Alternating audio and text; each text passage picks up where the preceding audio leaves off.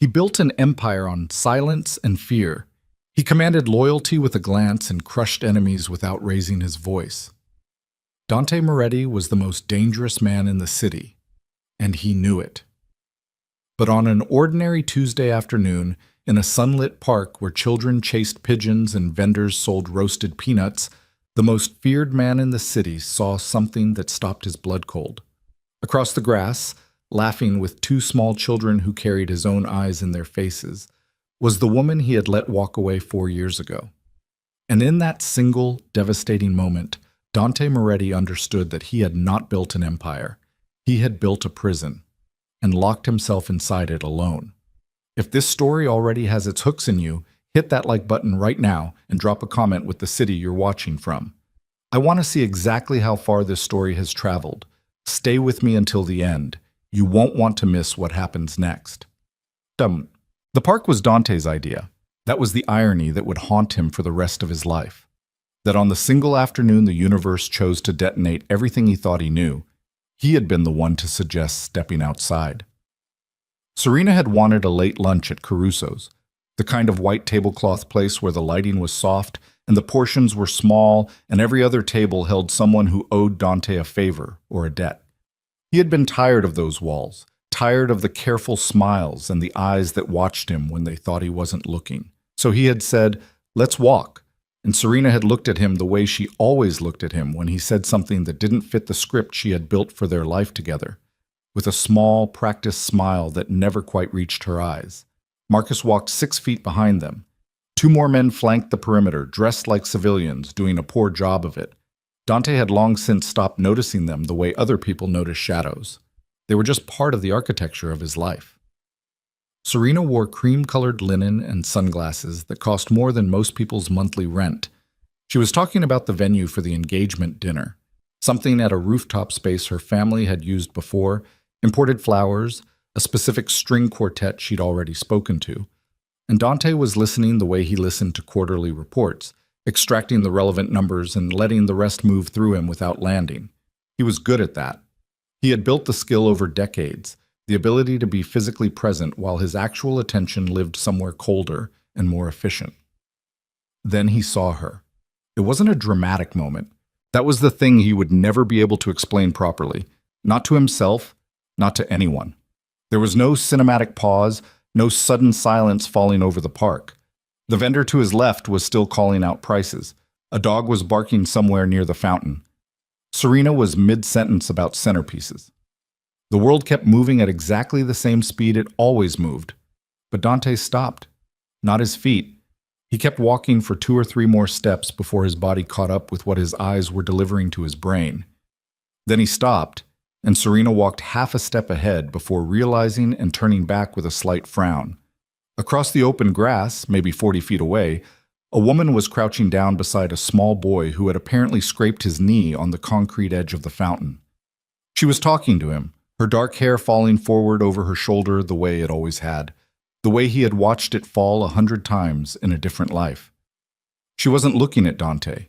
She was entirely focused on the child, dabbing at his knee with something from her bag, her voice too quiet to reach him across the distance, but her posture speaking clearly, calm, capable, fully there. Next to her, a small girl in a yellow dress was crouching too, patting the boy's arm with the solemn seriousness of a 4-year-old performing an important duty. Dante looked at the boy's face. The world tilted. The boy had his eyes. Not similar. Not the vague family resemblance that you could talk yourself out of with enough effort. His eyes, the exact shade, the exact shape, the slightly heavy upper lid that Dante saw every morning in the mirror and had seen in photographs of his grandfather. The boy's jaw, even at that age, carried the same angular line. The dark hair grew the same way at the temples. Dante, Serena's hand on his arm. What's wrong? He didn't answer. He wasn't capable of answering. Every operating system he had, every layer of control and calculation and cool management he had spent his entire adult life constructing, had just gone offline simultaneously. Liana Marlowe stood up, the boy apparently appeased, and turned slightly to say something to the little girl. She hadn't seen him. She was laughing at something the girl said, and that laugh, he knew that laugh. He had heard it in a different context, in a different time, and it had the same quality now that it had then, unguarded, genuine, the kind of laugh that didn't perform for anyone. Then she looked up, the way people sometimes do when they feel a weight without knowing its source, and she saw him. The laugh died. Not slowly, instantly, like a light switch. For 3 seconds, they looked at each other across 40 feet of ordinary parkland while the city went about its business around them, and Dante watched her face move through something he couldn't fully read. Shock first, then something harder, something that looked almost like fear, and then a kind of composure that settled over her features like armor snapping into place. She was good at it, better than he remembered. She reached down, took both children by the hand without looking away from him, and walked in the opposite direction. Dante watched her go. "Who was that?" Serena said. "Nobody," he said, and the word tasted like ash. He didn't sleep that night. He sat at the desk in his home office with a glass of whiskey he didn't drink and tried to do the math he didn't want to do. It was simple arithmetic, brutal in its simplicity. Liana had left 4 years ago. The children looked to be about 3, maybe just past it. The timeline was not ambiguous. He had a rule about assumptions. Built it early, maintained it ruthlessly, because assumptions were how careful men made catastrophic mistakes. So he didn't assume. He sat in the dark and forced himself to hold the possibility without collapsing it one way or the other, and what that felt like was something he had no reference point for. He had faced men who wanted him dead. He had sat across tables from people who were deciding whether to betray him and watched their faces for the tell. He had made decisions that cost people their livelihoods, and in the darker chapters, more than that, and he had carried those decisions without flinching because flinching was not available to him. This was different. This was his chest, specifically, the center of it, doing something he had no name for. By 4 a.m, he had his phone in his hand and Carver's number on the screen. Ray Carver had been finding things for Dante since they were both 22 years old. He was methodical, discreet, and genuinely indifferent to the emotional content of what he discovered, which made him invaluable, and in this moment, the only person Dante could call. The phone rang twice. "It's 4 a.m, Carver said. "I need a full workup on Liana Marlowe. Current address, employment, living situation, whatever she's been doing for the past 4 years. A pause. Carver knew the name. He'd known it from years back, had probably filed it in whatever mental cabinet he kept for subjects that were personal rather than professional, and he was smart enough not to comment on the fact that it was being reopened. Timeline? Fast? Define fast? "I need something by tonight." Another pause, shorter. "All right." Dante hung up. He picked up the whiskey, looked at it, set it back down. Outside, the city was doing what the city did at 4 a.m.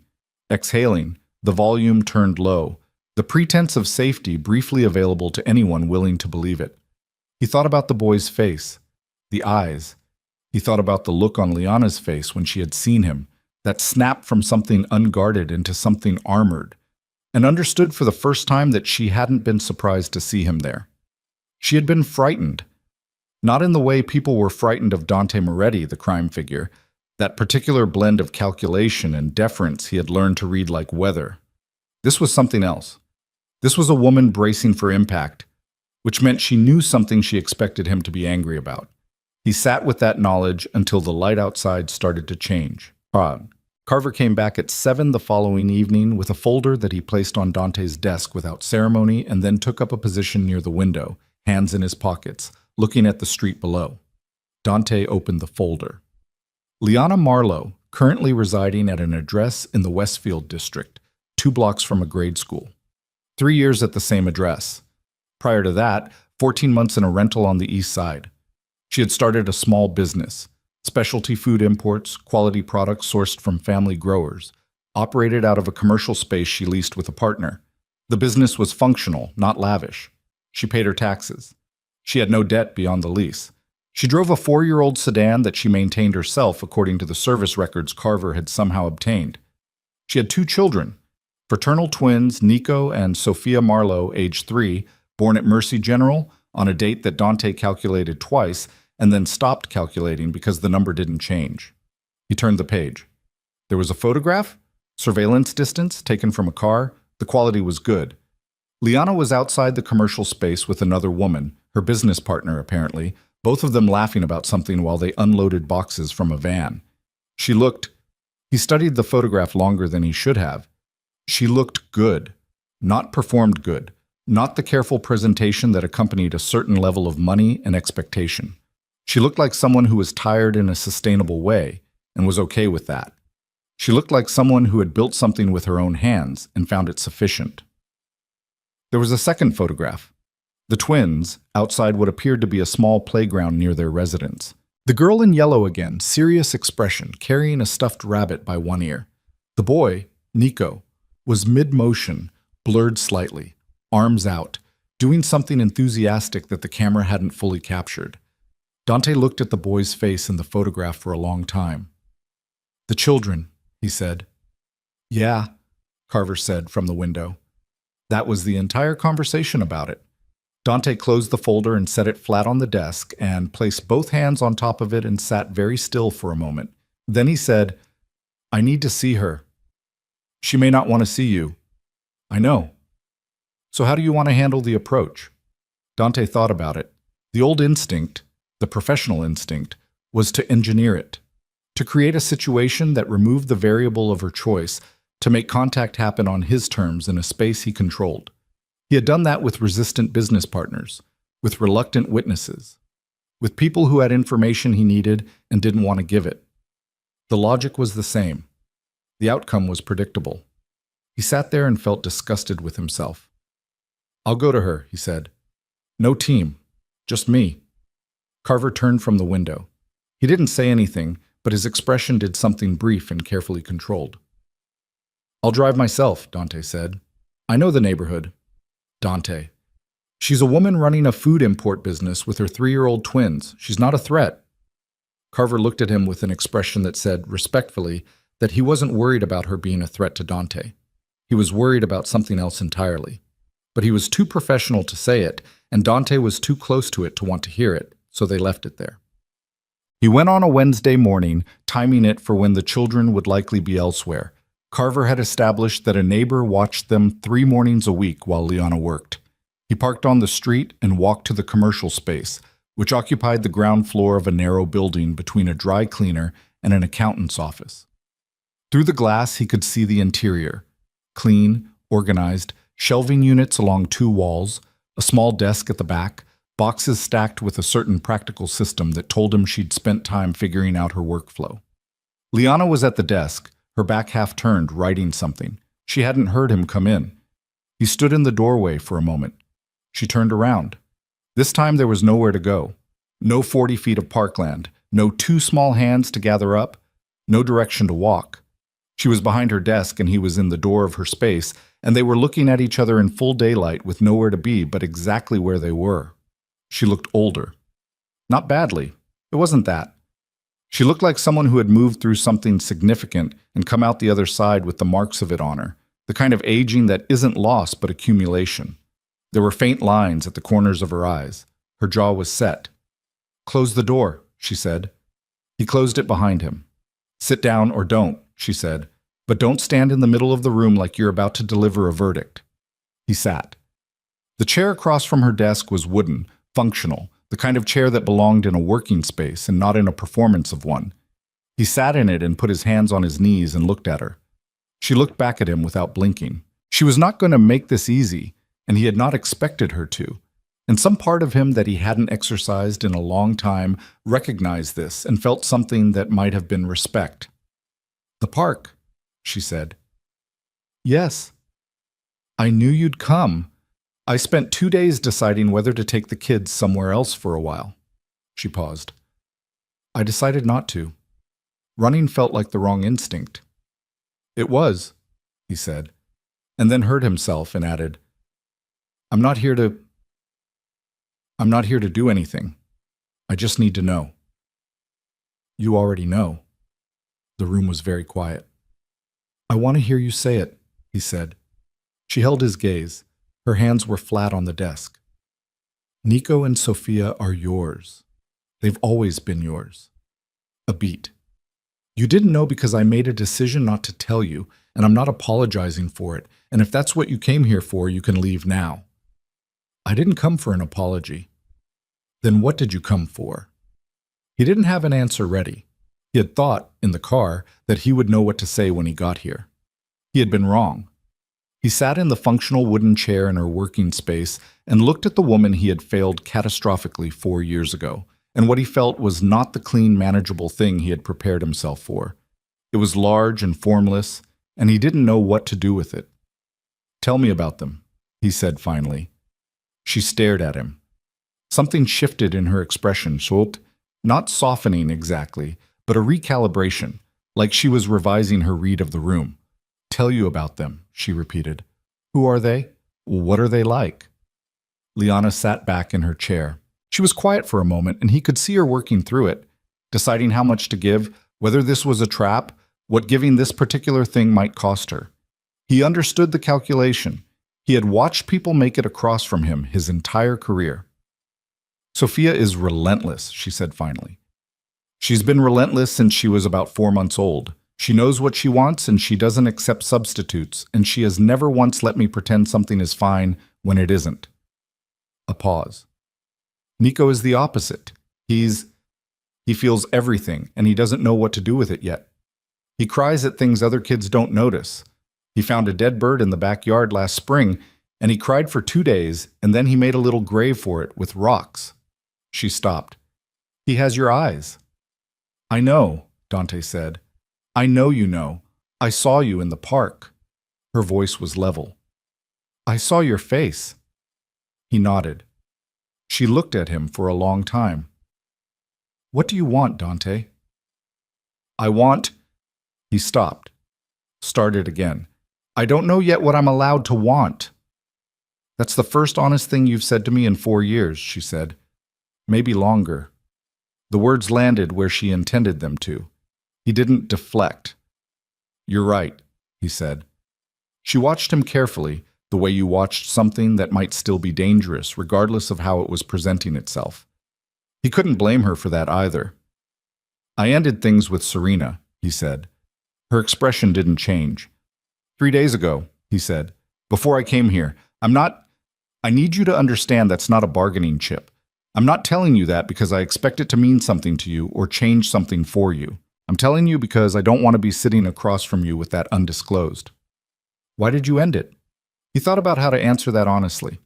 "Because I've been trying for 3 years to feel something real about her, and I've never once managed it. Because she's a strategic alliance dressed in cream-colored linen, and we both know it. Because—" He stopped. "Because I stood in a park and saw 2 children with my eyes, and I understood that whatever I had been building was not my life. It was a structure, something other people had built around me and I had moved into because it was there." Liana looked at him with an expression he couldn't categorize. "That's not my problem to solve," she said. "No," he agreed. "It's not." "The kids don't know who you are," she said. "They know they have a father somewhere. I wasn't going to lie to them about that. But they don't know your name. They don't know what you do. And right now they don't need to know any of it." "I understand." "Do you?"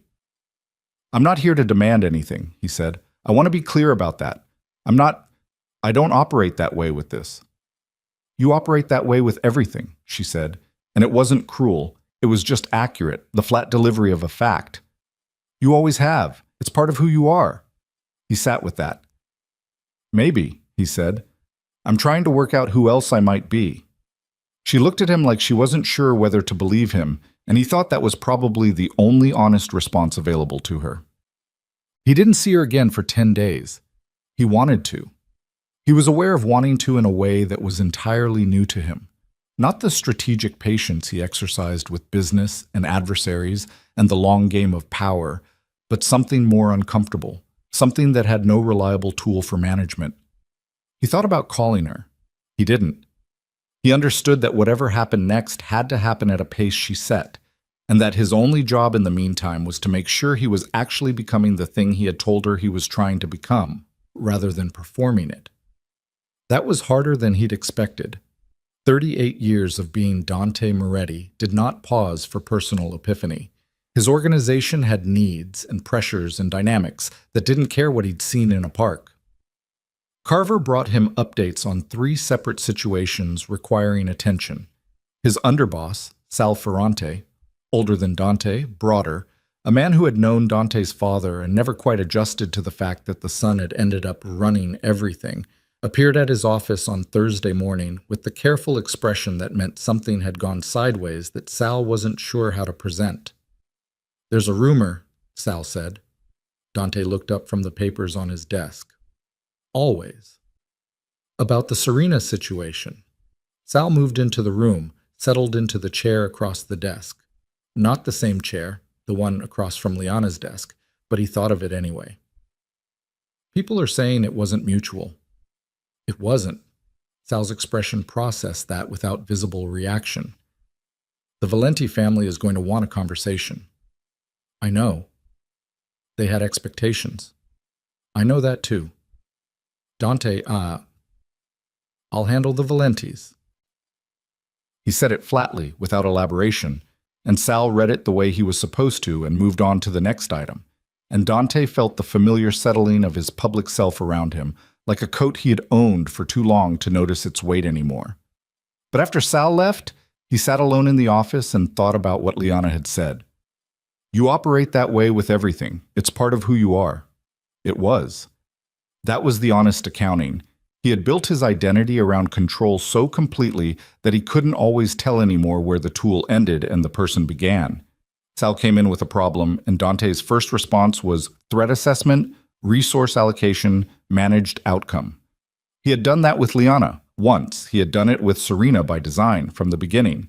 He had done it with his mother, which was a more complicated and more ancient pattern that he wasn't ready to fully examine yet. He had done it. He understood now, with the possibility of Liana's pregnancy, 4 years ago. He had noticed, he could be honest about this now, in the privacy of his own head, he had noticed that when she left, she had not seemed entirely well. There had been a particular quality to the last weeks between them, a physical thing he hadn't named at the time, a certain fatigue around her eyes, and a way she ate at dinner that was slightly different. He had noticed, and he had filed it under stress, because stress was a variable he understood and could manage, and because the alternative required him to have a conversation he wasn't equipped to have at the time. He had known. That was the truth he had to live with. He had known something was possible, and he had chosen not to know it, because not knowing it was more convenient for the life he was maintaining. Liana called him. It was a Saturday evening, and he was in the house alone, his security team on the perimeter, the interior empty in a way that large houses had their own particular acoustics for. His phone showed her number, and he looked at it for one full ring before answering. "Sophia asked me today why she doesn't have a dad who lives with us," Liana said, without preamble. "She asked me in the produce section of a grocery store with perfect timing." He waited. "I didn't tell her anything specific," Liana said. "I told her some families were different, and she gave me a look that told me that answer had about a 6-month shelf life." "What do you want to do?" he said. "I don't know yet. I'm not calling you to make a plan. I'm just—" A pause. He heard something in the background, a television maybe, a children's program, the particular tinny music of it. "I'm telling you because you asked me to keep you informed if anything changed. Something changed." "Okay," he said. "They're going to want to know who you are." "I know." That's a complicated question when the answer involves what you do. He didn't say anything to that because there was nothing that wouldn't sound like a minimization. "I'm not trying to make things impossible," she said. "I want you to know that. I have spent 4 years being angry at you, and I have earned every minute of that, and I'm not done with it. But I'm also— They need their father. I've known that. It's one of the things that's been sitting on me." "Liana." "Don't," she said. "Whatever you're about to say, don't say it yet. I'm not there yet." "All right." She was quiet for a moment, the children's program music in the background. "They wake up at 6, she said, both of them. Nico always wants banana pancakes on Saturdays. Sophia refuses to eat them and then eats half of his." A pause. "I don't know why I'm telling you that." "Because I asked you to tell me about them," he said. "You're telling me about them." Another pause, longer. "Saturday morning," she said. If you want to come, 8 o'clock. Don't be late, don't bring anyone with you, and do not show up in anything that looks like whatever you normally show up in. He looked down at his hands. I'll be there. And Dante? Her voice shifted, dropped slightly, the armor showing its seams. If you walk into their lives and then walk back out, I will make you regret it in every way available to me. I don't have your resources, but I am extremely motivated. I believe you, he said. She hung up. He sat in the empty house and listened to the quiet and felt something he had no reliable word for, something that lived in the chest, in the particular geography of the sternum, a pressure that was not pain but was adjacent to it. Something that might have been, if he was being honest with himself, hope. He wasn't used to it. It felt like standing on ice. Walked. He showed up at 8 on Saturday in dark jeans and a plain jacket, and nothing that announced anything about who he was. He rang the bell at Liana's front door and stood on the porch, and for the first time in more years than he could count, Dante Moretti felt nervous. Not tactical nerves, not the acute attention of a man walking into a hostile room. Just nervous. Ordinary, humbling, completely unmanageable. The door opened. 2 small faces looked up at him from approximately knee height. The boy, Nico, had Dante's eyes exactly as he'd remembered them from the park, and up close the resemblance was even less deniable. He looked at Dante with an expression of serious and thorough assessment that, under other circumstances, Dante might have recognized as his own. The girl, Sophia, looked at him with an expression that was somewhat less patient. She had one hand on the doorframe and an air of a person who had places to be. Mom said you're coming for breakfast, Sophia said. This was not an invitation. This was an audit. That's right, Dante said. She looked at him for another moment, visibly completing some internal evaluation, and then turned and walked back into the house without further comment. After a beat, Nico followed her, glancing back once at Dante over his shoulder with those eyes. Dante stood in the doorway. Liana appeared from the kitchen at the end of the hall, wiping her hands on a dish towel, and looked at him. You came, she said. I said I would. She studied him, the plain jacket, the absence of theater. Something shifted slightly in her expression, something small that she controlled quickly. Come in then, she said. Nico's waiting for his pancakes. He stepped inside, and the door closed behind him, and somewhere in the kitchen a small boy was apparently waiting for banana pancakes, and the most feared man in the city stood in the hallway of a house that smelled like coffee, and something faintly sweet, and felt the walls he had built around himself develop a crack so fine he could barely see it. But it was there. It was absolutely there. And standing in that ordinary hallway, looking toward the kitchen where Liana was already moving, where 2 small voices had started up again in the particular overlapping chaos of children who have opinions about everything, Dante understood that the crack was not a weakness. It was the first honest thing that had happened to him in a very long time. He took a breath, and he walked toward the kitchen, and behind him, somewhere deep in the structure of the life he had built, something enormous and long-standing began, very quietly, to give way.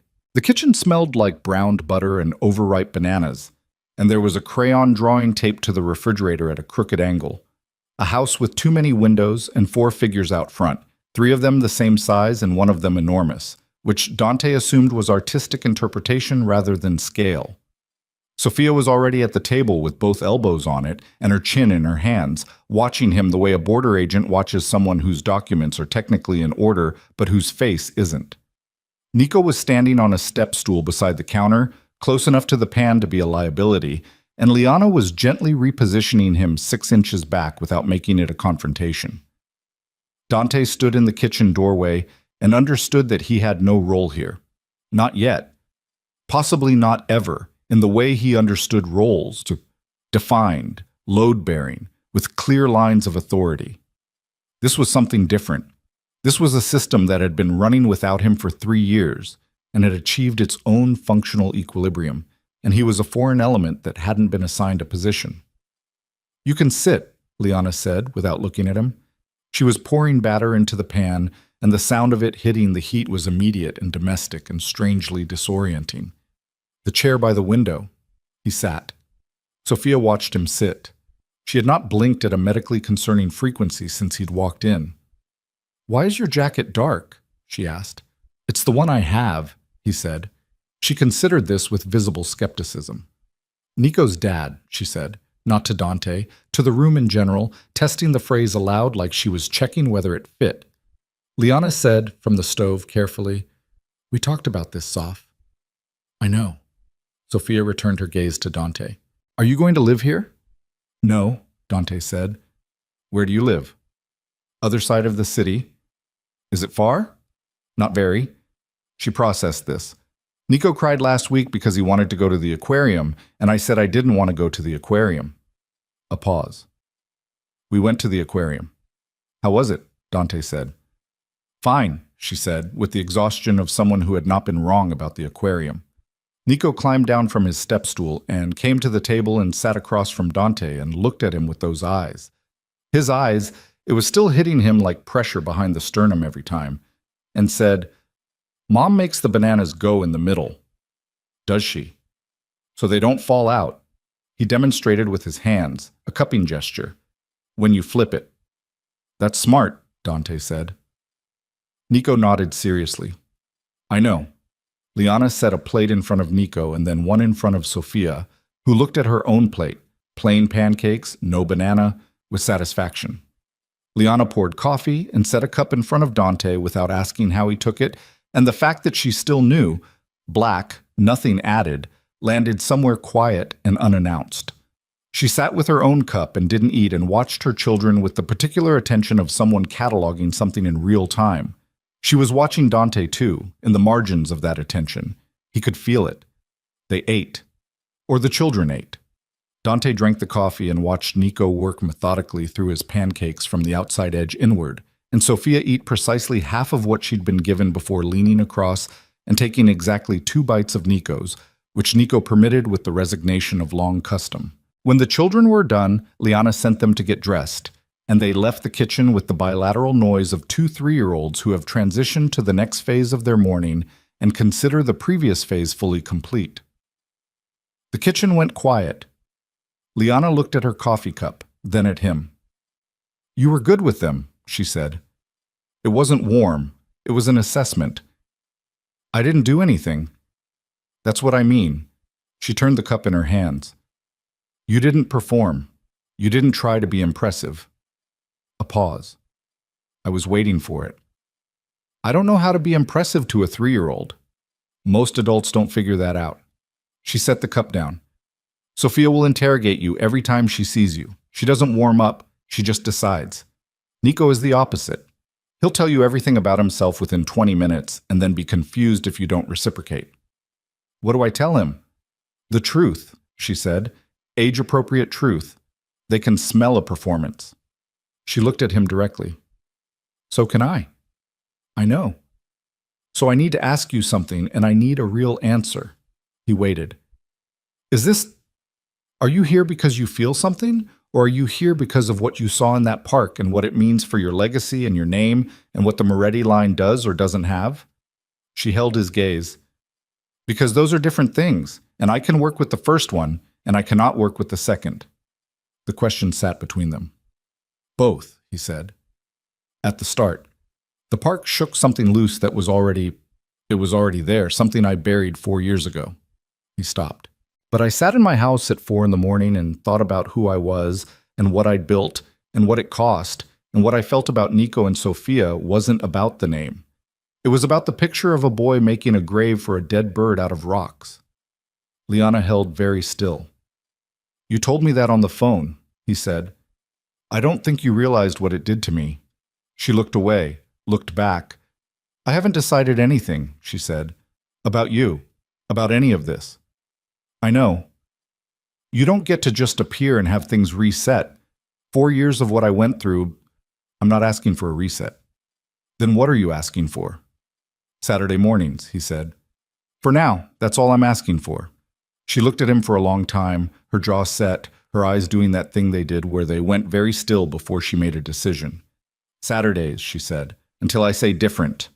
He nodded. From somewhere down the hall, Sophia's voice rose sharply. citing a specific grievance about Nico's location relative to something she had claimed as territory. The ordinary noise of it filled the kitchen like water filling a room, and Liana pushed back her chair and went to arbitrate.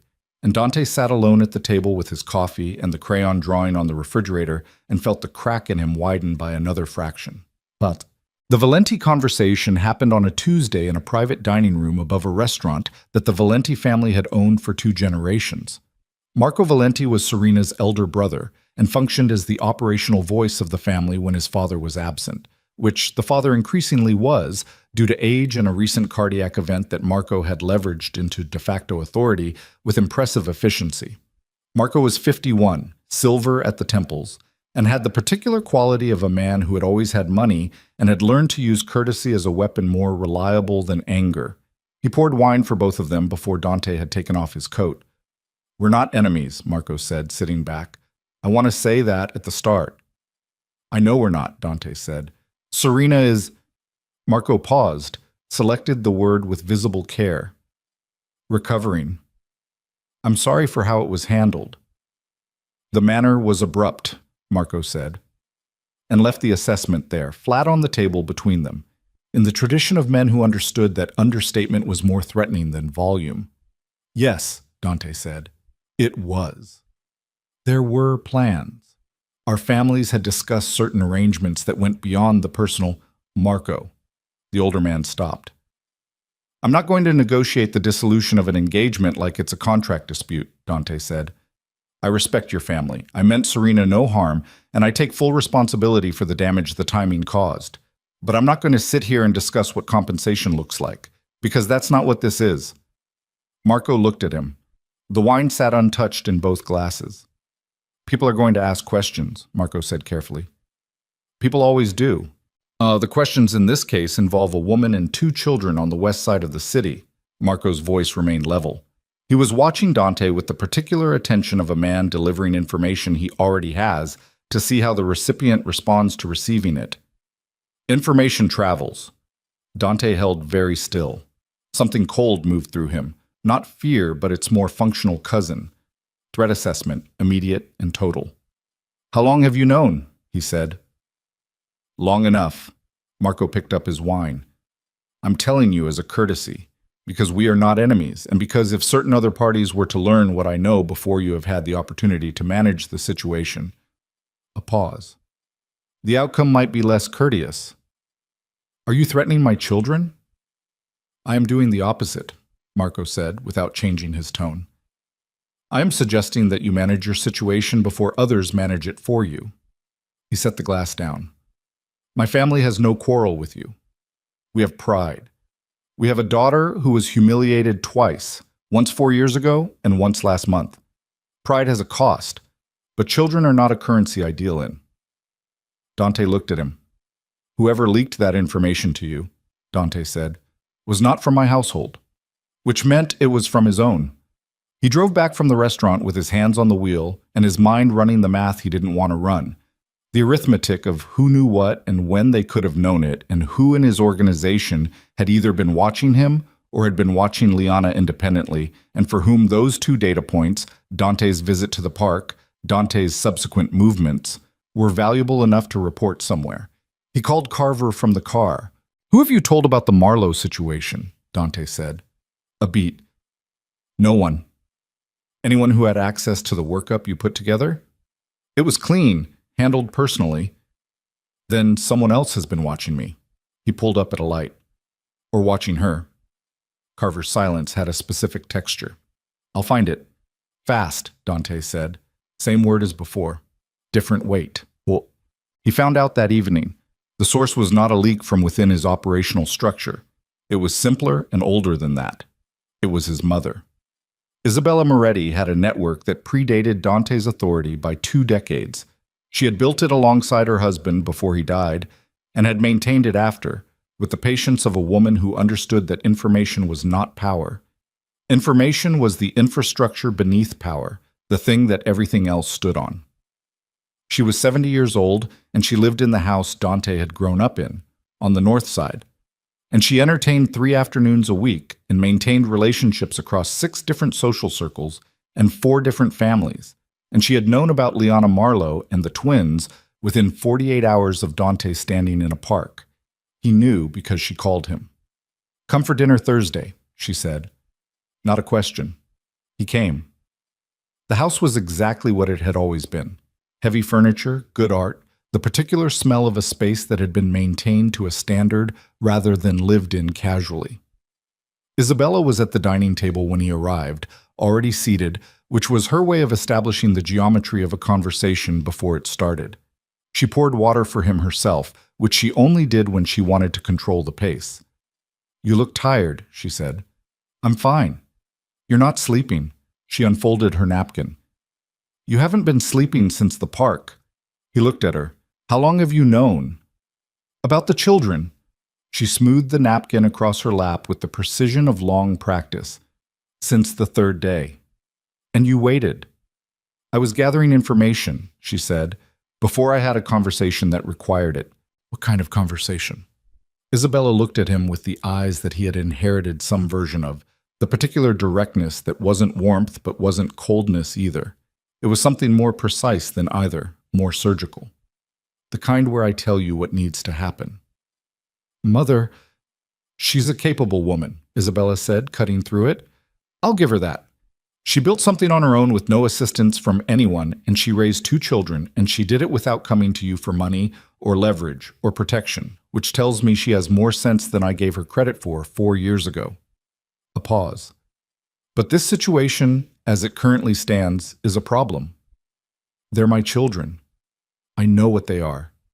Her voice was perfectly even. "That's exactly why this requires management. A man in your position, with children who exist outside the formal structure of his life, in a household that is," she paused, selected, "accessible. That is a vulnerability. For you, for them, and for this family." "They're not a vulnerability," he said. "Everything you love is a vulnerability. That is not a philosophical position. That is operational reality." She looked at him steadily. "I have spoken with an attorney." Something went cold in him. "About what?" "About the best way to handle this quietly. There are options. Stop. That would provide for the children financially without requiring—" "Stop." His voice dropped the way it dropped in rooms where it mattered, and the word landed with enough weight that his mother, for the first time in the conversation, paused. "Whatever you're about to say next, don't." Isabella looked at him. She was not intimidated. She was incapable of being intimidated by him specifically, because she had known him since before he was anyone, and because she was the version of him with 60 additional years of calcification. But she recognized the particular stillness in him now, the thing that happened to his face when a line had been reached. "I have already spoken to the woman," Isabella said. The bottom of the room dropped out. "When?" he said. "This afternoon." She did not look away. "I went to her place of business. We had a civil conversation. I made her an offer." He stood up. "Dante, sit down." "What offer?" "A sum sufficient to relocate. Somewhere outside the city, outside the region if she preferred. The children would be provided for, fully, through a trust that would require no contact, no acknowledgement, no—" "You offered her money to disappear." "I offered her security. You offered her money," he said, and his voice was quiet in the way that rooms get quiet before something structural gives way. "To take my children away from me. You did that. Without asking me, without—" He stopped. His hands were at his sides, and he was aware of them in a way he wasn't usually aware of his hands. The particular controlled stillness required to keep them exactly where they were. "What did she say?" Isabella's expression shifted by a fraction. Something in it that might have been, in a different woman, the first edge of uncertainty. "She declined." Of course she declined. She was— a pause. "She was quite clear about it." "Good." He picked up his jacket from the back of the chair. "I'm leaving." "Dante." Her voice had changed, not softer, but different, the register she used when she was being direct in a way that bypassed performance. "I did this because I am trying to protect you. Whatever that looks like to you, it looks like you trying to erase my children because they don't fit the architecture," he said. "It looks exactly like that." He walked out of the dining room, through the hall, through the front door that he closed behind him rather than letting it do anything dramatic, because drama was not the point. Control was always the point. And right now, control was the only thing standing between him and something he would not be able to take back. He got into the car. He sat in the driver's seat with both hands on the wheel and the engine off and stared at the lit windows of the house he had grown up in and breathed, counted it, the way you counted things when the alternative was not counting them. And when his phone buzzed, he looked at the screen and saw Liana's name and felt his chest do the thing it had been doing since the park, the thing with no name. He answered. "She came here," Liana said. Her voice was level, but it was the levelness of someone holding something that wanted to shake. "Your mother came to my business and offered me money to leave." "I know," he said. "I just found out." "Did you know she was going to do it?" "No." A silence. He could hear her breathing. "She was very polite about it," Liana said. "That was the part that—" She stopped. "She sat in the chair across from my desk, and she talked to me like she was offering a reasonable business solution. And she was very, very polite about telling me that my children and I needed to disappear from her son's life." "Liana, and the thing is," she said, and now her voice was doing something else, something lower, something that had weight in it. "I sat there and I listened to her and I thought, this is the family you wanted him to choose over me. This is the woman whose approval he valued more than standing up for the person he said he loved.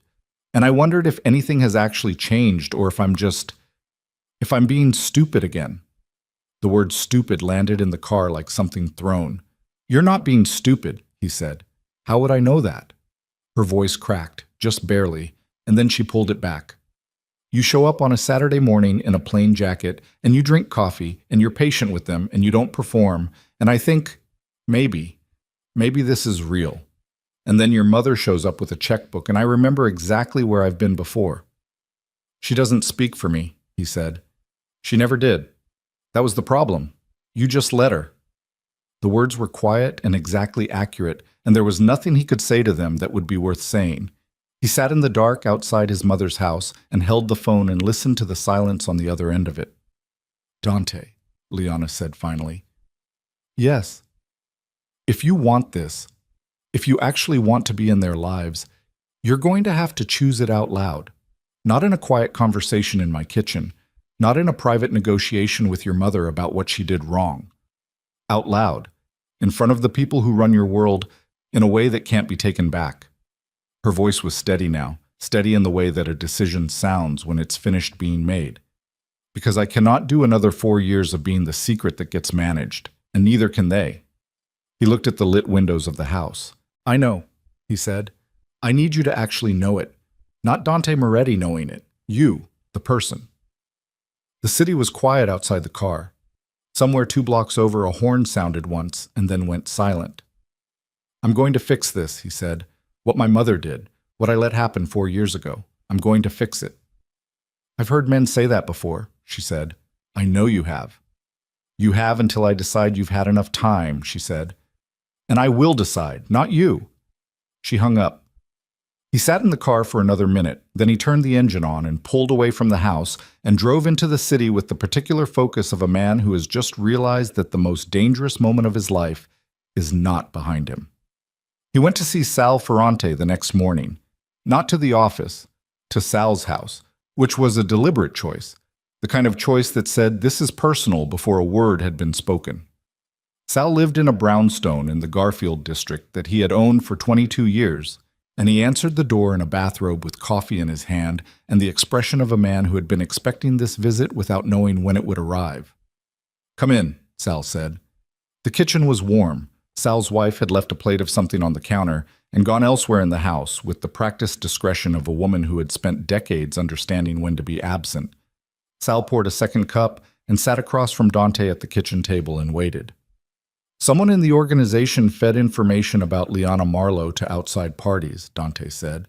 "The Valentis had it, which means it was moving through channels before I had even decided how to handle the situation myself." Sal turned his cup in both hands. "When you say outside parties, Marco Valenti told me directly. He was courteous about it.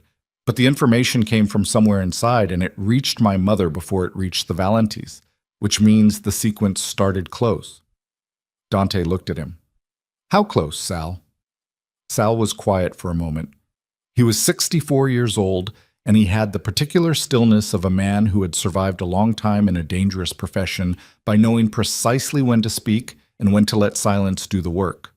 Right now, the silence was doing something Dante didn't like. I need you to say the next thing, Dante said. It wasn't me, Sal said. I know it wasn't you. But you're asking me who? Yes. Sal set down the cup. He looked at the table for a moment, at the grain of it, in the way people look at surfaces when they're deciding how much of a thing to say. Carver came to me 3 weeks ago, before any of this broke open. He was asking questions about the Marlowe woman. Routine background, he said. Historical context, nothing operational. I answered what I knew, which wasn't much. A pause. I didn't ask him why he was asking because Carver doesn't explain himself and never has, and I assumed it was your directive. It was, Dante said. The workup was mine. Then the leak isn't Carver, Sal said, and it isn't me. He looked up. Which leaves someone who is watching Carver do the work, or someone who was already watching the woman independently before you asked. Dante sat with that. Who would have reason to watch her independently? He said, though he already knew the shape of the answer and was checking it against Sal's version. Your mother, Sal said plainly. Isabella has maintained a watch on everything that touched your personal life since your father died. Not intrusive, passive. A net, not a cage. She's always known more about your movements than you've told her. He paused. That's not new information. You've always known it too. She had people watching Liana before I went to the park. Almost certainly. Sal looked at him steadily. Which means she knew about the children before you did. The kitchen was very quiet. Dante stood up. He wasn't angry in the way that expressed itself outward. He had trained that out of himself so thoroughly that it had become a physical impossibility, the external expression of it. What he felt was interior and structural, something shifting in the load-bearing parts of how he understood his own history. How long? He said. Not a question directed at Sal specifically, more like something said to the air. I don't know, Sal said, but if I had to guess... He stopped. Guess. Since the beginning. Sal's voice was careful. Since Liana was pregnant and left. Isabella has always known where to look for the things that matter to you. And a pregnancy? That would have mattered. Dante turned and looked at the window above Sal's kitchen sink. Outside, a maple tree was losing its leaves in the wind, one at a time, in no particular hurry. He watched 2 leaves fall and thought about his mother sitting across from him at the dining table with her perfectly smooth napkin and her measured words and her already gathered information, and he thought about 4 years. 4 years of knowing. 4 years of his children existing in the world while his mother sat in the house on the north side and maintained her network and made her quiet calculations and said nothing. She knew, he said to the window. Sal didn't answer, which was its own answer. He confronted her that afternoon. He didn't call ahead. He drove to the house and walked in through the front, not the way he usually entered, which was through the side, a habit from his adolescence, and found her in the sitting room with reading glasses on and a book open in her lap that she closed with deliberate calm when he came in. You knew about the children, he said from the doorway, from the beginning. Isabella removed her glasses and folded them. She did it slowly, the arms of them, one then the other, and placed them on the side table. Then she looked at him. Yes, she said. The single word hit him harder than denial would have. He had prepared himself for deflection, for the careful management of what she admitted and in what order. The flat yes was something else. 4 years, he said. 3 years and 9 months, she said, with the precision that she applied to everything. I became aware approximately 3 months after Liana left. A contact at Mercy General, a woman who handled administrative intake, whom I had known for a long time, informed me. And you said nothing. I made a decision, she said. You made a decision. He walked into the room, not toward her, perpendicular, to the window, because he needed to be moving. You decided that I didn't need to know I had children. I decided that the situation, as it stood, was manageable in a way that protected this family. Her voice was steady. It was always steady. He had never in his life heard it break. Liana was gone. She wanted to be gone. The children were being provided for. Not by us, but adequately. The disruption that would have followed disclosure. The disruption. He turned from the window. You decided the disruption wasn't worth telling me I had a son and a daughter. I decided that a man in your position, at that particular moment in the consolidation of your authority, could not afford the complications that stop explaining the decision. His voice dropped. She felt it. He saw her register it, the faintest adjustment in her posture. I'm not asking for the logic. I know your logic. I've been watching you apply it my entire life. I'm telling you what it cost. She looked at him. It cost me 3 years and 9 months, he said. Nico made a grave for a dead bird last spring. Sophia can do arithmetic in her head that kids twice her age can't do. I don't know any of it. I don't know what they were like at 1 year old or 2. I don't know who Nico looks like when he's sleeping, or whether Sophia was afraid of anything when she was small, or what the first thing Liana said was when they were born. I don't have any of it. You took it. Isabella was quiet for a moment. Something moved across her face, brief and controlled, that might have been the closest she was capable of coming to the thing he needed to see there. I protected this family, she said.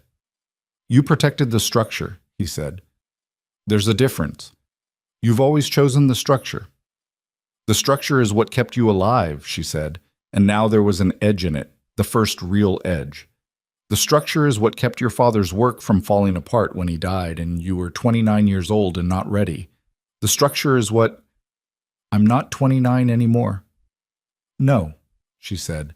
You're 38, and you're about to make decisions that will cost you everything your father and I built. Maybe it should cost me, he said. Maybe some of it should have cost me a long time ago. She looked at him with an expression that had no yield in it and never had. If you pursue this, the woman, the children, the public acknowledgement, you will split this organization. There are people in your council who will see it as weakness. There are families who have been watching the Valenti situation and drawing their own conclusions. And your enemies, I know who my enemies are. Then you know what they do with vulnerabilities. I know what you do with vulnerabilities, he said. You erase them. You offer them money, and you make them disappear. He picked up his coat from the chair where he'd set it coming in. I'm not doing that. Dante, I'm going to acknowledge my children, he said. I'm going to do it in whatever way causes the least damage to Liana and to Nico and Sophia specifically, and I don't particularly care what it costs the rest of it. He looked at her. If you try to contact Liana again, or if any of your people go near her or the children, I will shut down every piece of your network, every contact, every arrangement, every quiet favor, and quiet information stream you've maintained for 30 years. I will end it completely. Her face did something he had never seen it do before. It was not fierce, it wasn't that. It was something more complicated, something that might have been, in a person with more practice at it, grief. You're choosing her, she said. I'm choosing them, he said. There's a difference there too. He left. The council meeting was Sal's idea, and Dante understood immediately that it was the right one. Better to control the room than to let the room form its own conclusions in his absence. He called it for Thursday evening, the 7 men who constituted the inner structure of what the Moretti organization was. Not the full breadth of it, not the dozens of relationships and arrangements that spread outward from the center, but the 7 who needed to know first, and whose response would determine how the wider network received it. They met at the restaurant on Caruso Street, the private room upstairs, the same kind of room where Dante had sat across from Marco Valenti, heavy curtains and good light, and the particular atmosphere of a space designed to contain serious conversations without letting them escape. Dante told them plainly. He told them he had children, that the children's mother was a woman he had a prior relationship with, that he was acknowledging the children publicly and intended to be present in their lives. He told them the engagement with the Valentis was finished and that he had managed that situation directly. He did not tell them about Isabella, about the 4 years of withholding, about what that knowledge had done to him sitting in Sal's kitchen that morning. He kept to the operational facts because those were the ones that affected the men in the room. He watched their faces while he talked. Most of them were careful. Some were better at careful than others. Sal sat to his left and his face was neutral and professional. The two youngest members, Reyes and Park, both in their early 40s, tracked Dante's words with the focused attention of men updating their models in real time. The oldest member, a man named Vincent Crane, who had known Dante's father personally and had never fully transferred his loyalty to the son, despite 30 years of service, sat at the far end with his hands flat on the table and his expression doing something that Dante noted and filed. When Dante finished, Crane said, "And the Valenti family." "I've spoken with Marco directly," Dante said. "We're not adversaries." "Marco, perhaps." Crane's voice was deliberate. "The father is another matter. Eduardo Valenti is not a man who processes public embarrassment without consequence. I'm aware of Eduardo's temperament." "His temperament," Crane said, "and his connections in the Eastern District, and the fact that 3 of our supply routes run through territory where his goodwill is not incidental." He looked at Dante steadily. "This is not a personal matter. This is the organization." "I understand what it is." "With respect," Crane said, and the phrase had the tone it always had when men used it to mean the opposite. "I'm not certain you do. A man in your position cannot be seen to have," he paused, deliberate, "an undisclosed domestic situation that is now surfacing under pressure. It raises questions about what else is undisclosed." The room went very quiet. Dante looked at Crane. "Are you asking a question, Vincent, or making a point?"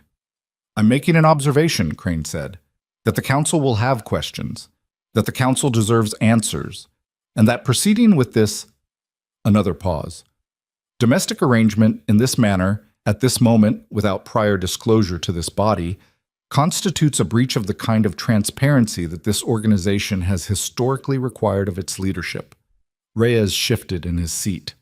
Park looked at the table. Sal said quietly, "Vincent." "I'm stating a position," Crane said. "Others in this room share it and are choosing not to state it. I am choosing to state it." He looked at Dante without blinking. "The question before this council is whether the decisions being made by this organization's leadership reflect the interests of this organization, or the interests of a man who has recently discovered he has children and is," the smallest pause calculated, "making decisions accordingly." The word soft was not spoken. It didn't need to be. Dante sat with it for a moment. Not because he needed the moment to formulate a response, the response was available immediately, but because he understood that what he did in the next 30 seconds would determine things that the next 30 years would have to live with. He looked at Crane. "You've been with this organization since my father's time," he said. "I've respected that. I've given it weight when it probably deserved less than I gave it." He let that land. "But I want to be clear about something. What I do with my family is not a council matter. What affects the operation is a council matter, and I have just given you the relevant operational facts. If you have questions about supply routes and the Eastern District, I'm here for that conversation. If you have questions about my personal life—" He stopped. "You don't get those." Crane's jaw tightened fractionally. "And if anyone in this room or connected to this room makes contact with Liana Marlowe or the children, or takes any action that affects them in any way—" Dante's voice was entirely level, which was the version of it that men in his organization feared more than any other version. "They will not be in this organization the following day. That is not a position I'm taking. That is a fact about the future." The room sat with it. No one said anything else for a long moment. Then Sal, practical and deliberate as always, moved to the supply route question, and the meeting continued.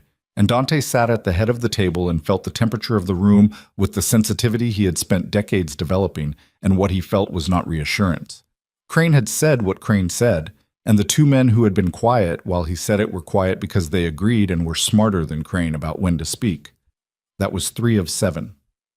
The math was not comfortable. But he found out what was happening on a Friday night, 11 days after the council meeting, from a source he hadn't expected. It was Serena. She called him at 9:30 in the evening, and he almost didn't answer, and then he did because Serena was not a person who called without reason, and the reasons she had were usually worth knowing.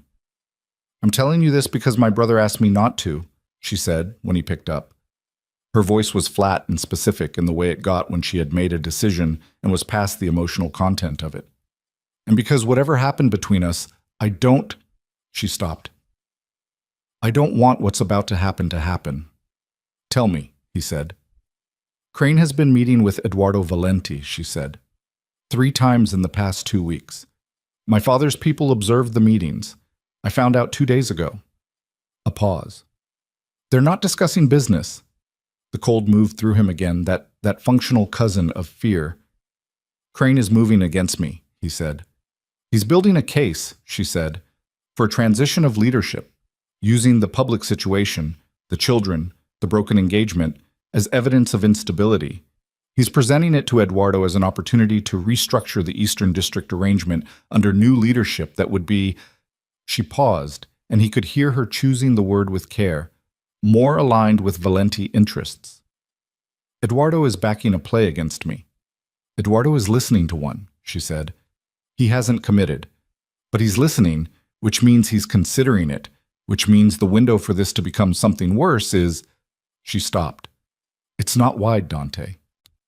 He was standing at the window of his home office, looking at the city below, and he thought about Liana on the phone in her house, with the children's television in the background saying, "You have until I decide you've had enough time." And he thought about Nico at the kitchen table explaining the engineering logic of bananas and pancakes. And he thought about Sophia in the doorway of her house, assessing him with those eyes that were her mother's. And he thought about what it meant to have those things, and have Vincent Crane and Eduardo Valenti in a room together, deciding whether they constituted a vulnerability worth exploiting. "Serena," he said. "Don't thank me," she said. "I didn't do it for you." "I know. I did it because Crane is a man who would put children in the middle of a power dispute without losing a night of sleep over it. And I won't—" Her voice tightened briefly, then steadied. "I won't be the reason that happened."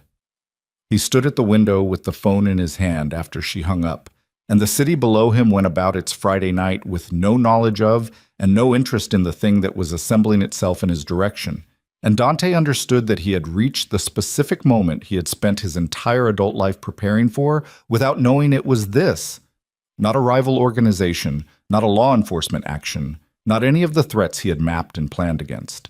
The threat was his own counsel, his own history, the organization his father had built, and that he had inherited and expanded, and that now had a faction within it willing to use his children as a lever. And he was standing at a window understanding that the version of himself who had run this organization for 9 years, careful, cold, strategic, willing to absorb damage without showing it, that version did not have the tools for what came next.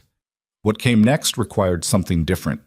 What came next required him to be the thing he had spent 38 years making sure no one could use against him, visible, committed, on record, undeniable, and to be it publicly and loudly, in front of people who would try to turn it into a weapon, and to do it anyway. He called Carver. "I need a meeting," he said. "Full council, tomorrow morning, and I need you to find out exactly what Crane has promised Eduardo Valenti and in what timeline, because I need to know how much time I have before this becomes something I can't walk back." "How do you want to handle Crane?" Carver said. Dante looked at the city. "I'm going to give him exactly what he said he wanted," he said. "A leader who makes his priorities clear." He hung up and picked up his keys and drove across the city to Liana's street, not to knock on her door. It was past 10, the children were asleep, and he was not a man who arrived at women's doors at 10 o'clock demanding to be consoled, but just to sit in the car on the dark street and look at the light in her window that told him she was still awake, and to sit with the knowledge of what he was about to do and what it was going to cost. The light in her window stayed on for another hour. He sat in the car the whole time, not moving, breathing in the particular dark of a Friday night on a quiet residential street. And when her light finally went out, he started the engine and drove back into the city that was still, technically, his, for whatever that was worth, and for however long it stayed true. He didn't sleep. He sat at his desk until 4 in the morning going through every piece of information Carver had assembled about Crane's movements over the past 3 weeks, And the picture that emerged was not complicated. It was, in fact, almost elegant in its simplicity, which was the thing about betrayal that Dante had always found most clarifying. The best ones were never Baroque. They were clean.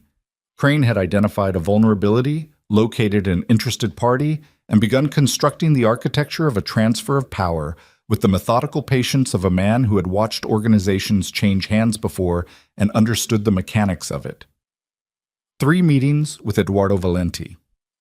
2 with a lawyer whose firm handled the kind of restructuring that happened when leadership in certain organizations became, as Crane would have phrased it, untenable. 1 meeting, which Carver had confirmed only at 2 in the morning, with a man named Doyle, who ran security arrangements for 3 of the Eastern District's largest operations, and whose loyalty was, historically, available to whoever was paying for it. Crane wasn't just building a case for a leadership transition, he was building a replacement structure. Dante looked at the papers spread across his desk and felt something cold and functional settle into him, the thing that had kept him alive for 9 years at the top of an organization that produced men willing to do violence in defense of their interests. It wasn't anger. Anger was a luxury and a liability. What settled into him was clarity. The specific, narrow, high-resolution clarity of a man who has just seen exactly what the next 12 hours require of him. He called Carver at 4:15. "The meeting is at 10, Carver said, before Dante could speak. "Full council. I've confirmed all 7. Crane will know something's happening when he gets the call." "Yes." "Good," Dante said. "I want him to know, Chow." He arrived at the Caruso Street restaurant at 9:40. Not upstairs, downstairs at the bar, where Marco Valenti was already waiting with a cup of coffee and the expression of a man who had also not slept and was not making an issue of it. This part had been a phone call at 7 in the morning, 45 minutes of conversation that Dante had approached with every tool he had. Honesty deployed a strategy, which was its own kind of strange, the way the true thing and the useful thing had stopped being separate categories somewhere in the last 3 weeks. He had told Marco what Crane was doing. He had told him what Eduardo was considering. And he had told him, plainly, that Eduardo's investment in Crane's play was going to produce an outcome that damaged the Valenti family's operational interests, regardless of which way the power dispute resolved. Because an organization in internal conflict was an organization that couldn't reliably service its commitments, and the Eastern District arrangements required reliability. Marco had listened. Marco was good at listening, which was why he had survived to 51 in the kind of family he'd been born into. "My father," Marco said now over the coffee, "is a man of pride. You understand that." "I do." "What you did to Serena." "I know." "He won't forgive it privately," Marco said. "But he can be redirected. If the alternative to backing Crane is a conflict that costs the Eastern District significant revenue." He turned the cup. "He's a businessman first when it matters." "What does he need to see?" "He needs to see that you are not what Crane is presenting you as," Marco said. "A man distracted by sentiment. A man whose judgment has been compromised by personal complications." He looked at Dante directly. "He needs to see that the man who runs the Moretti organization is still the same man who built it, and that the personal situation," he paused, "has not changed the fundamental operational calculus." "It hasn't," Dante said. "It's changed me. The operation is intact." Marco studied him. "There's a difference, you're saying." "I'm saying that a man can change what he cares about without changing what he's capable of," Dante said. "Eduardo needs to see the capable part." Marco was quiet for a moment. "He'll be in the building," he said. "Not in the room, but he'll be in the building." Dante nodded. "Whatever happens in that room this morning," Marco said, "my family will not be backing Crane's play. That's what I can give you." He stood, buttoned his jacket. "The rest is yours." He left. Dante sat at the bar alone for 5 minutes with a coffee he didn't taste and the particular quality of pre-action silence, the interval where the mind runs every variable one final time and then releases them because the moment for adjustment has passed. At 9:58, he went upstairs. They were all there. All 7, which told him that Crane had not warned anyone to be absent, which meant Crane believed he still controlled the timing. That was useful. Dante took his seat at the head of the table and looked at each face in sequence. Sal to his left, steady and unreadable. Reyes and Park in the middle positions, careful, present.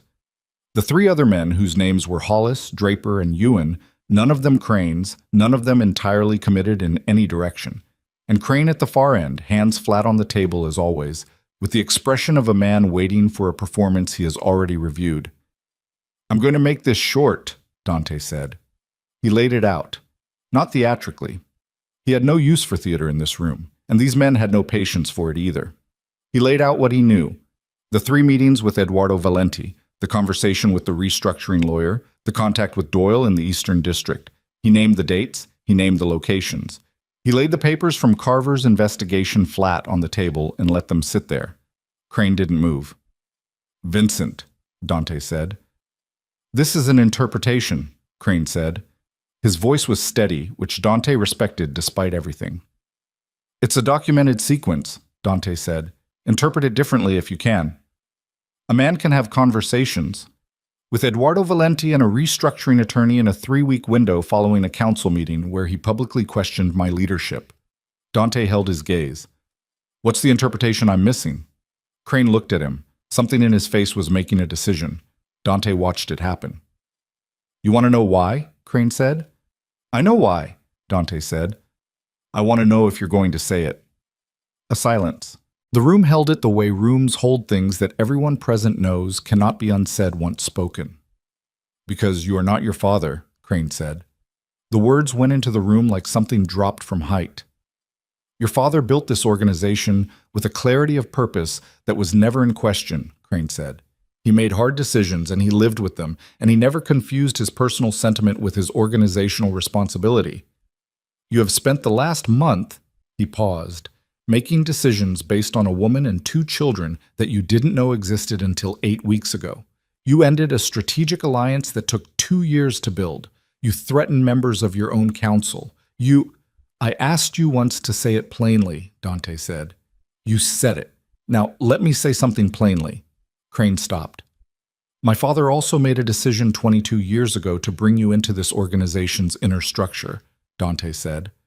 "I honored that decision for 9 years beyond its useful life because I valued his judgment more than my own read of you." He let that settle. "I'm done honoring it." Crane's jaw tightened. "You're out of the council," Dante said. "Effective now. Your arrangements, your operational responsibilities, your access to this organization's resources ended. The terms of your departure will be handled by Sal, and they will be fair, because I don't operate on spite, and because the history deserves something. But you are done in this room."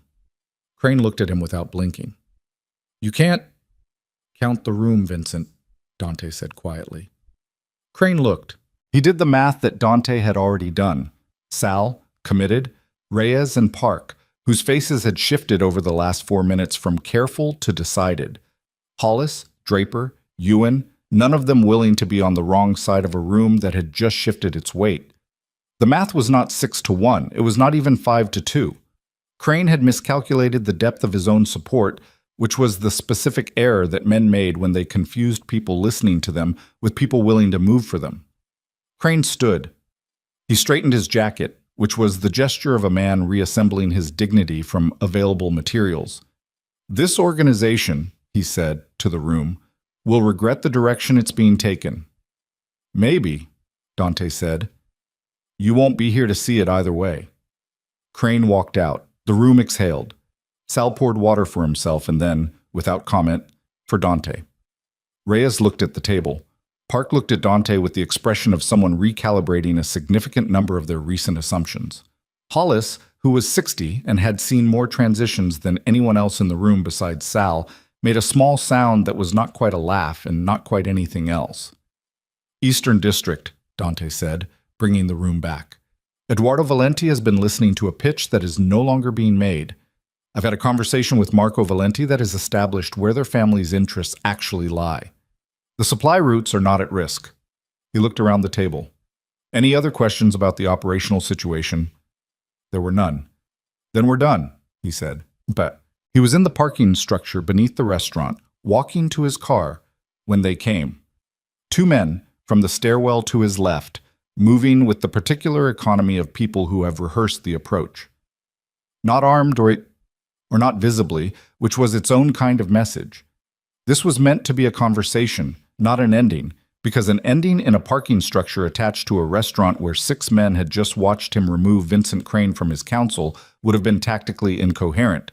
So it was a conversation. He understood that, and it didn't make his chest stop doing what it was doing, the sudden sharp alertness of a body that has registered threat before the mind has finished processing it. He stopped walking. "Mr. Moretti." The voice came from behind him. A third man, which told him the 2 from the stairwell were the distraction, and this was the point. He turned. The man was around 50, gray at the temples, a face he didn't recognize directly but whose construction, the particular set of the jaw, the way the expensive coat sat on him, told him this was someone's representative rather than anyone's operative. Eduardo Valenti's, almost certainly. A buffer, a voice with deniability built in. "Mr. Valenti would like a conversation," the man said. "Mr. Valenti can call my office," Dante said. "He'd prefer something more direct." "I'm sure he would." Dante looked at the 2 men from the stairwell, who had positioned themselves at his flanks with the professional courtesy of people maintaining presence without making overt threat. He looked back at the representative. "This is not how I have conversations. Mr. Valenti is aware that circumstances this morning have," a pause, "evolved.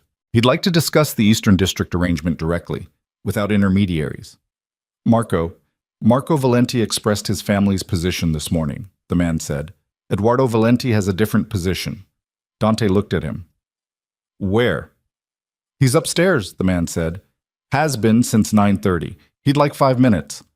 Dante thought about 5 minutes with Eduardo Valenti in a room above a restaurant where he had just publicly dismantled a man who had been building a case for Eduardo's investment.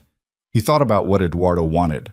Probably not violence, because Eduardo was too old and too careful and too invested in long-term arrangements to make a move that irreversible in a location this exposed. Probably a renegotiation. The Crane play was dead. Eduardo needed to establish new terms for his Eastern District relationship before someone else did it for him. 5 minutes, Dante said. Oh, Eduardo Valenti was 73 years old and looked 60, which was the result of discipline and vanity in equal and undisguised measure. He was sitting at the same table where Marco had sat an hour earlier, with a glass of mineral water and the demeanor of a man who had decided in advance how the conversation would go and was waiting with measured patience for reality to confirm his expectations. Dante sat across from him. "My son tells me you're a reasonable man," Eduardo said.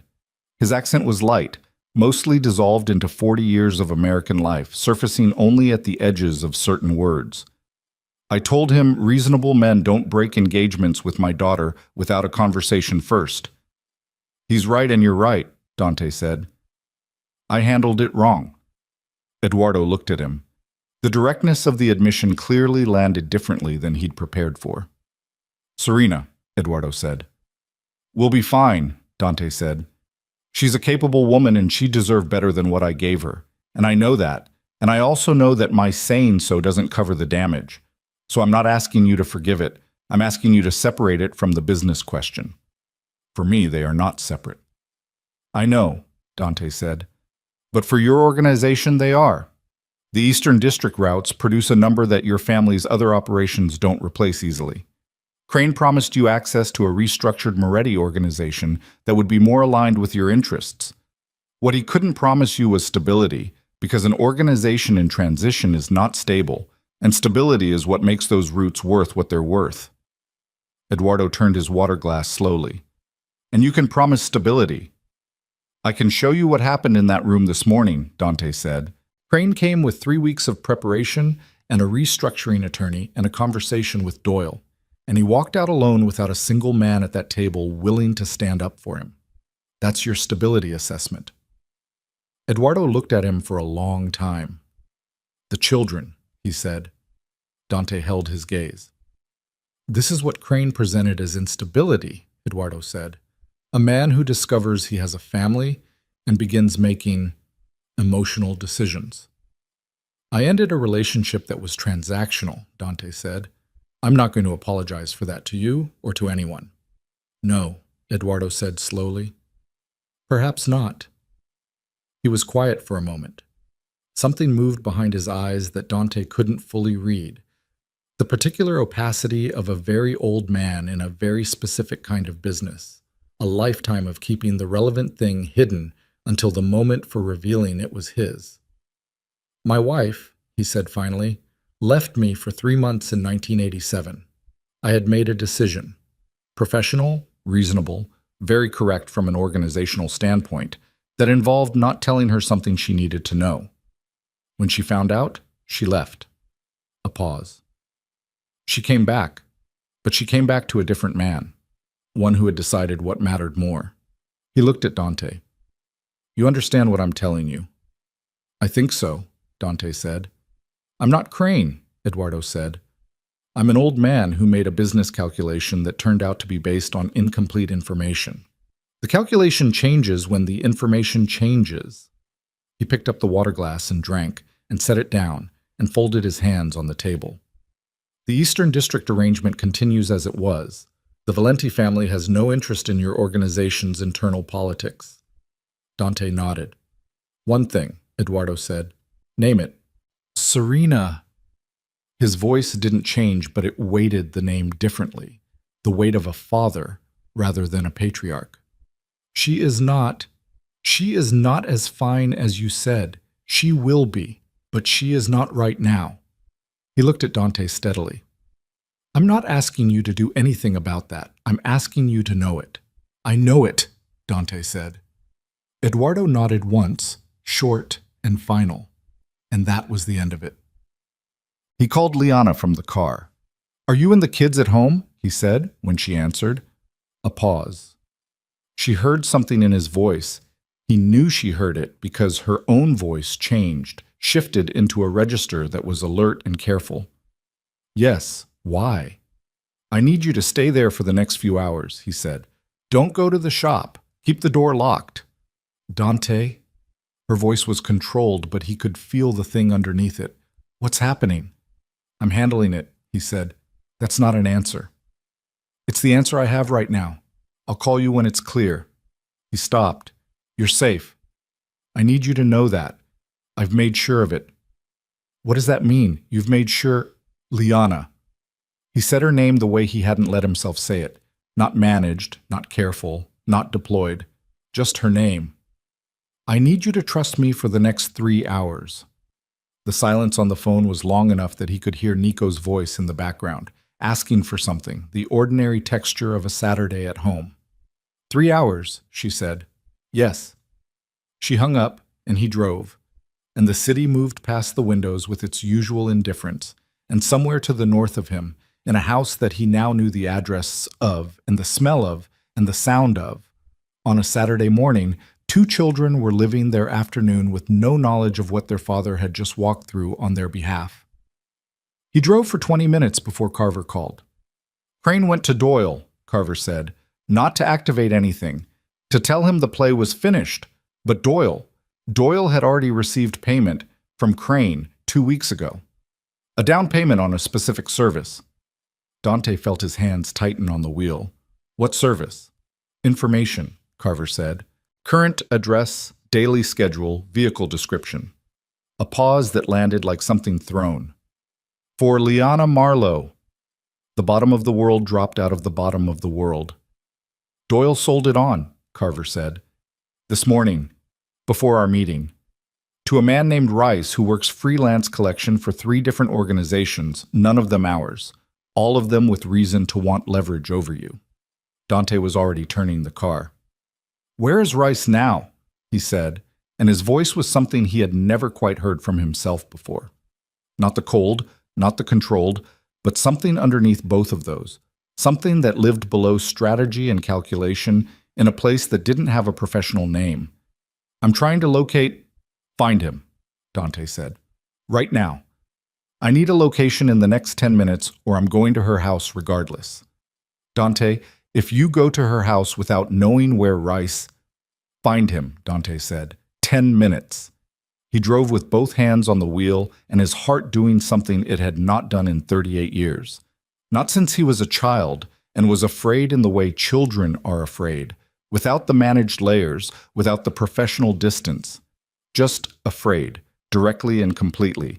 The way you were afraid when the thing at risk was not power or position or any of the structures you had built around yourself, but something you could not replace, something that had a name and eyes and made graves for dead birds out of rocks. And he drove toward it as fast as the city would allow him. Carver called back in 8 minutes. "Rice is mobile," he said. "Last confirmed position was 2 streets east of the Marlowe address." That was 6 minutes ago. Dante was already in the Westfield district. He's on foot or in a vehicle. Vehicle. Gray sedan, partial plate, November 7. Who does he have with him? Unknown. Doyle's contact said he works alone on information jobs, but this isn't an information job anymore. A pause that carried weight. Dante, what Crane paid him for was a location. What he sold on to Rice's current employer is leverage. Leverage gets collected. "I know what leverage gets collected," Dante said. He turned onto Liana's street and saw the gray sedan immediately, parked 40 feet from her front door, engine off, a silhouette in the driver's seat that became a man when Dante's headlights swept across it. The man moved, reaching for something on the passenger seat, and Dante was out of his own car before the engine had fully stopped, the door swinging open behind him, crossing the distance between vehicles with a speed that came from somewhere below conscious decision.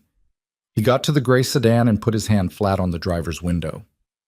The man inside, Rice, 50 or so, a professional face with nothing personal in it, looked at Dante with the expression of someone recalculating rapidly. He had the phone in his hand. He had not yet gotten out of the car. Whatever he'd been sent to do had not yet been done. Dante opened the car door. "Out," he said. Rice looked at him for 1 second, assessing, and then he got out because, whatever else he was experienced enough to read a room even when the room was a dark residential street, and what he read in Dante's face was not a man applying professional patience. Rice was 2 inches shorter than Dante and 20 pounds lighter, and none of that was the relevant variable. "I'm not here to—" Rice started. "Who sent you?" Dante said. "I have a client." "Who?" Rice looked at him. He made a decision that Dante could see him making, the specific recalibration of a man who has assessed the cost-benefit of loyalty to an absent employer versus the immediate reality of the man standing in front of him. "Petrov," Rice said. "Eastern operation. He purchased the information from Doyle's contact this morning." Anatoly Petrov. The name landed and Dante processed it without expression. Petrov ran a mid-level operation in the Eastern District that had been trying to expand its territory for 2 years, blocked at every turn by the arrangements between the Moretti organization and the Valenti family. A new angle. Not power, not territory, but leverage. A photograph of Dante Moretti's children at their mother's address, in a file that could be used to apply pressure at a moment of organizational vulnerability. Crane had not intended this specific outcome. He had created the conditions for it and walked away from them, and the conditions had developed their own logic. "Your employer is going to find," Dante said, "that the window he was trying to exploit closed this morning. The organizational situation he was counting on no longer exists." He held Rice's gaze. "That makes this job not only unnecessary, but actively counterproductive for him, because the man he was trying to leverage is now standing on this street and is aware of both his name and his methodology." Rice said nothing. "You're going to drive away from this street," Dante said. "You're going to tell Petrov exactly what I just told you, and you are never going to come near this address or these people again." Rice looked at him for 1 more second. Then he got back in the gray sedan, and the engine started, and the car pulled away from the curb and moved down the street and turned left and was gone. Dante stood on the sidewalk in the dark and breathed. His heart was doing something in his chest that he didn't try to manage. Just let it do what it was doing, the adrenaline working through him in the way it had to work through, the body's honest accounting of what the last 20 minutes had been. He stood there and let it happen and looked at Liana's front door and saw the light in the window that meant she was awake and had probably been awake since his phone call and was probably looking through the curtain right now. The curtain moved. The front door opened. She stood in the doorway in the light from inside and looked at him on the sidewalk and looked at the space where the gray sedan had been and looked back at him. "Tell me," she said. "It's handled," he said. "Dante." "Come inside," he said. I'll tell you everything. But not out here. Stopped. He told her at the kitchen table, the same table where Nico ate banana pancakes from the outside edge inward and Sophia conducted her audits of visiting strangers. He told her about Crane, about Petrov, about Doyle, and the information that had been purchased and sold. He told her about the council meeting and Eduardo Valenti and the parking structure. He told her all of it in sequence without managing it, and she sat across from him with a cup of tea she'd made for something to do with her hands, and she listened without interrupting, and when he finished, she was quiet for a long time. Crane used them, she said. Not a question. He used the information about them. He used the fact of their existence. As evidence that you were weak. Yes. She turned the cup in her hands. She was looking at the table, at the grain of it, the same way Sal had looked at his kitchen table that morning, which felt like it had happened in a different week. My children, she said, were used as a political tool by a man in your organization. She looked up. Because they exist. Because you exist and they exist, and someone decided that connection was a vulnerability. Yes, he said. There was nothing else to say. This is the world you brought to my door, she said. Yes. And you're going to tell me it's handled, that it's over, that the specific man who, it's not over, he said. Not completely, I'm not going to tell you that. Petrov is a problem I'm going to have to deal with through other means, and that will take time. Crane is gone from the organization, but he's not gone from the world. The situation around my position, it's more stable than it was this morning, but stable is not the same as safe, and I'm not going to sit in your kitchen and tell you that. He looked at her. But I'm telling you what it is, all of it. Nothing managed, nothing withheld. That's what I can give you right now. Liana looked at him for a long moment. The old version of you, she said, would have come in here and told me it was handled and given me nothing else and expected that to be sufficient. I know. And you would have believed it was sufficient. You wouldn't have been performing reassurance. You genuinely would have believed that managing my information was the same as respecting me. I know, he said again. So what changed, she said. It wasn't hostile. It was a real question asked by someone who needed a real answer for real reasons. He thought about how to answer honestly. Nico's grave, he said, with the rocks. I keep thinking about it. I never met a version of myself that would do that would feel something so completely that it had to be given a physical form. I built everything I am around not doing that, around not feeling things so completely that they had to go somewhere. He stopped, and I thought about what I was teaching him, without being there to teach him anything. Just by being the kind of man who chose what I chose. I thought about what he was going to grow up knowing about his father. The kitchen was very quiet. That's the answer, he said. That's what changed. Liana set down the cup. She looked at him with her jaw set and her eyes doing the thing they did before a decision finished being made. The children are going to know everything eventually, she said. Not now, but eventually. Who you are and what you've done and what this world is. I'm not going to build their understanding of their father out of omissions and careful framing. She held his gaze. Can you live with that? Yes, he said. Can you live with them knowing, Nico specifically, when he's old enough to understand what the Moretti name means in this city? I'm going to change what it means, he said. I'm not saying that as a performance. I've been thinking about it for weeks. The operational structure, the Eastern District arrangements, all of it. There are ways to transition it. Legitimate business, actual legitimate business, not the cleaned money version. It takes time. It takes making enemies of people who benefit from the current arrangement. But it's possible. You'd give up the organization. I'd change it, he said. There's a difference. The people who depend on it, the legitimate layer of it, the people who have built their livelihoods on the parts that don't require them to do anything they're not okay with, they don't disappear. I'd be protecting that, letting the rest of it go. She looked at him. Why? Because I want to be able to look Nico in the face when he's 12 and not have to manage what he knows, he said. Because Sophia is going to figure out everything anyway, and I'd rather she find something worth figuring out. He paused. And because I'm tired. I have been tired for longer than I knew. The clock on Liana's kitchen wall moved with the particular loud tick of cheap clocks. the kind that make themselves known in quiet rooms. Somewhere at the back of the house, Nico made a sound in his sleep. Not distress, just the ambient noise of a child deep under, turning over, returning to stillness. They both heard it. Something crossed Liana's face that she didn't try to control, and he saw it, and he understood what it was, and he let it be what it was without trying to use it. "You can't stay tonight," she said. "I know. Not because—" She stopped. "Just not yet." "I understand."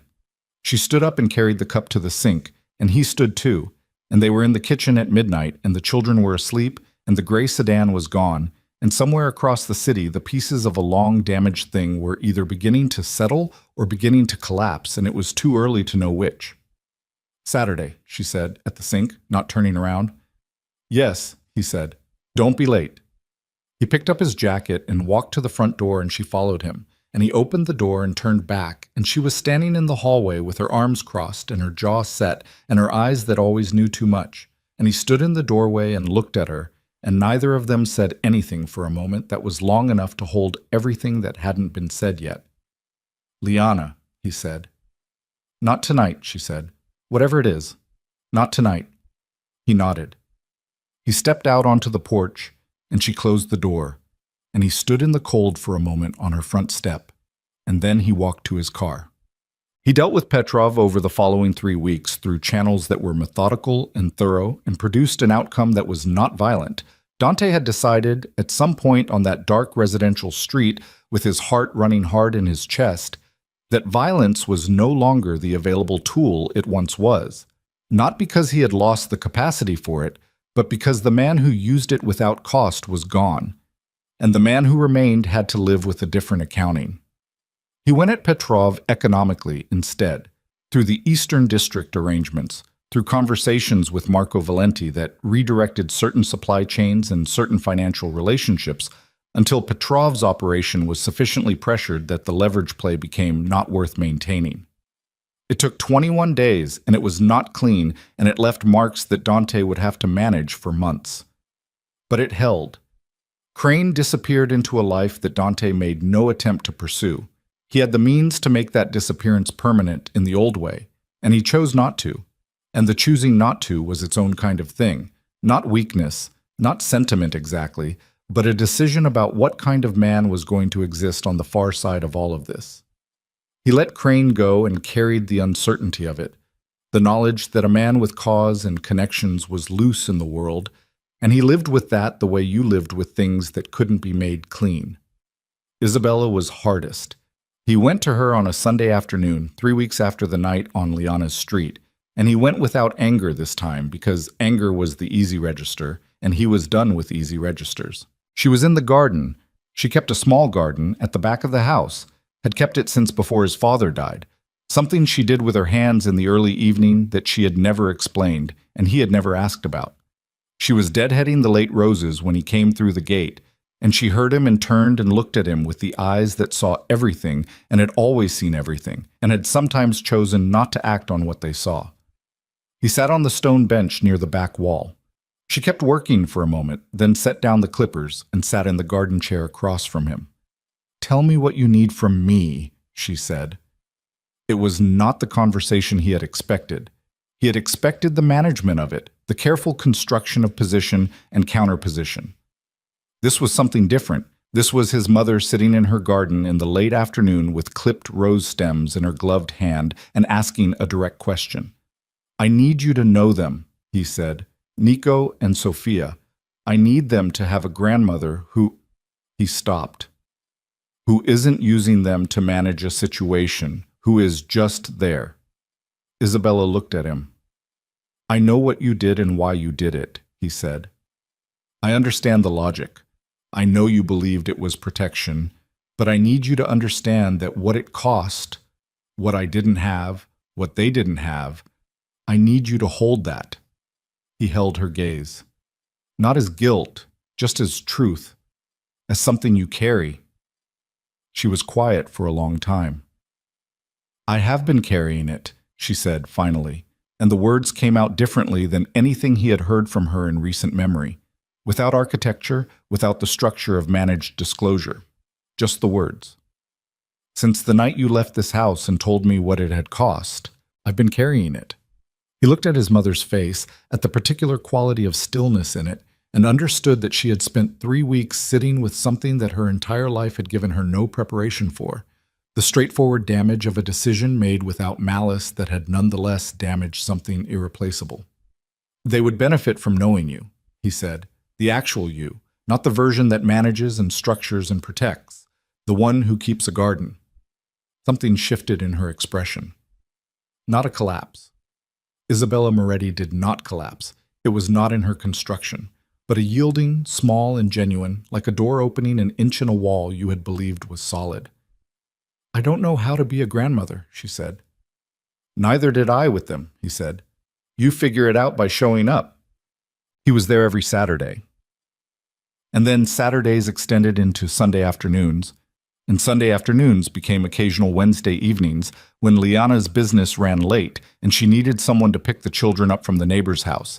And he picked them up and took them to the small park 2 blocks from her house and pushed Nico on the swings while Sophia narrated her observations about the other children with the precision of a documentary filmmaker.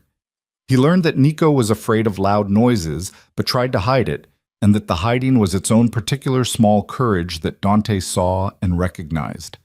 He learned that Sophia had already taught herself to read at a level 2 years past her age by the simple method of refusing to accept any book that wasn't sufficiently complicated, and that Liana had given up trying to limit this and had instead built a small shelf in Sophia's room that she called the serious shelf, which Sophia took extremely seriously. He learned that they argued with each other in a continuous, low-level way that occasionally escalated into something requiring arbitration, but more often resolved itself through some bilateral negotiation he wasn't privy to. He learned that being in a room with them, in the ordinary mess and volume and claim on attention that 2 3-year-olds made on any space they occupied, was the opposite of the quiet and control he had spent his life constructing, and that the opposite, it turned out, was what he had needed. The business transition took 14 months. It was not clean and it was not without loss. 3 arrangements that had been profitable were dissolved, 2 relationships that had been long-standing were ended, and Dante spent a significant number of hours in rooms that were uncomfortable by design, across tables from men who had interests in the current structure and did not welcome its change.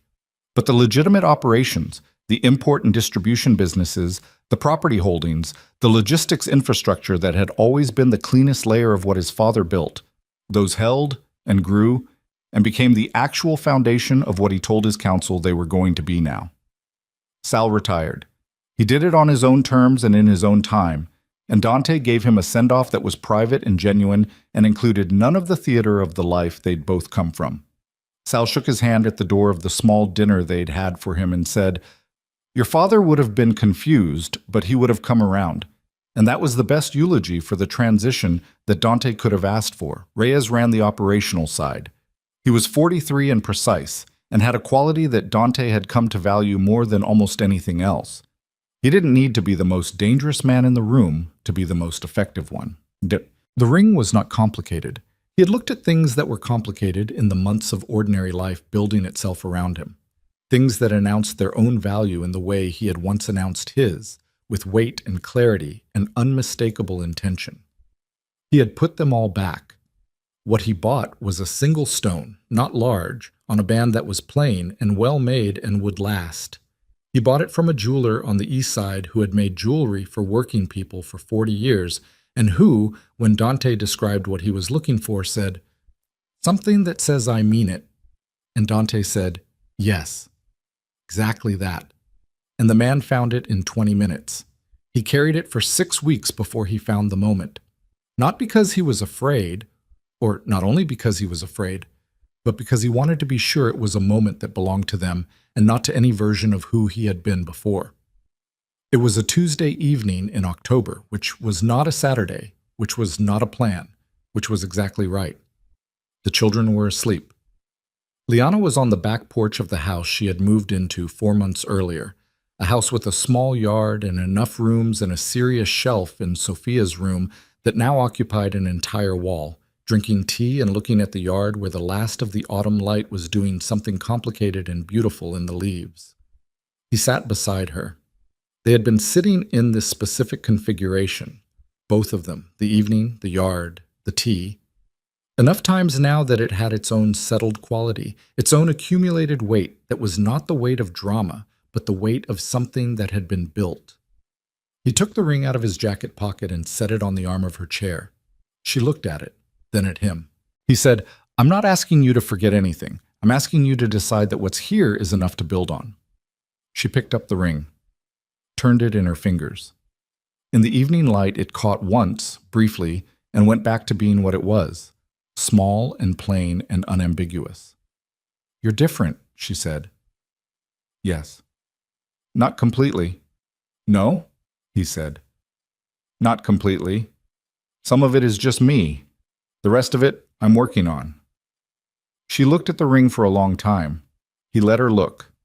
He had gotten good at letting things take the time they needed, which was still not natural, and probably would never be natural, and which he did anyway. "Nico is going to be unbearable about this," she said. "I know. He'll want to be involved in everything. I know.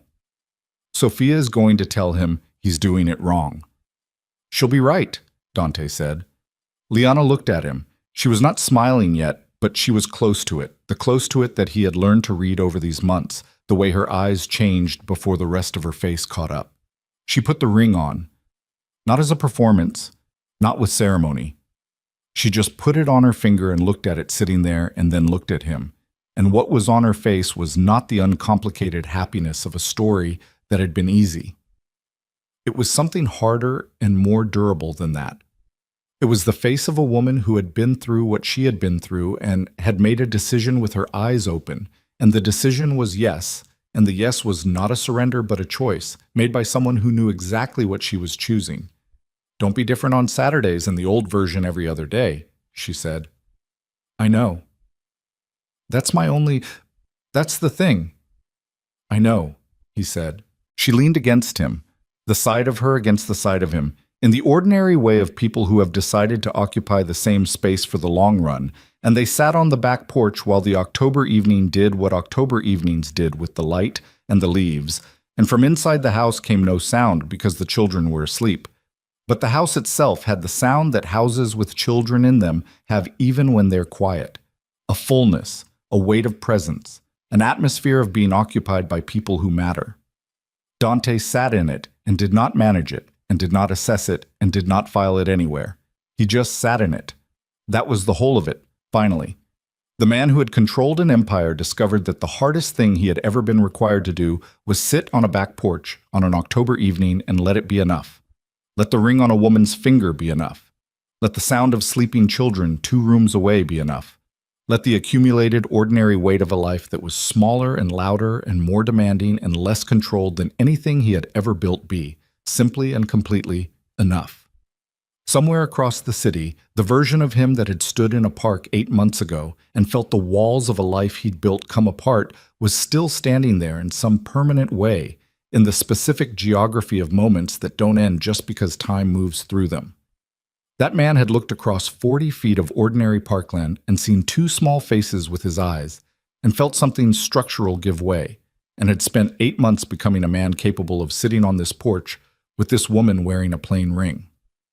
It was not a small distance. He was the only one who knew how far it was, and he sat in the evening with Liana's weight against his side, and the October light going slowly out across the yard, and he breathed, and the breathing was the kind that cost nothing and required nothing and gave everything back, and that was how the most feared man in the city ended, not with a surrender, not with a defeat, but with an October evening and a back porch and the quiet, enormous, ordinary fact of being home.